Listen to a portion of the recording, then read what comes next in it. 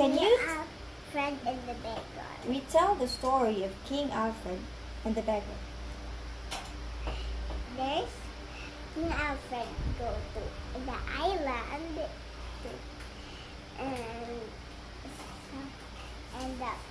the beggar knocked the door of King Alfred and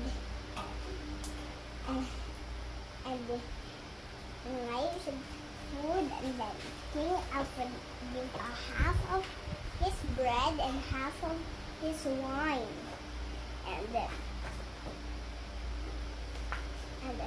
King Alfred so busy to think about that day, and he see the beggar, so he said, "Who are you?" The beggar said, "Ako to katong i-give me food. Ako tong hindi tagaan ng food." So tapos go diba sa island. So the servant of King Alfred get many fish, and the boat full of fish. So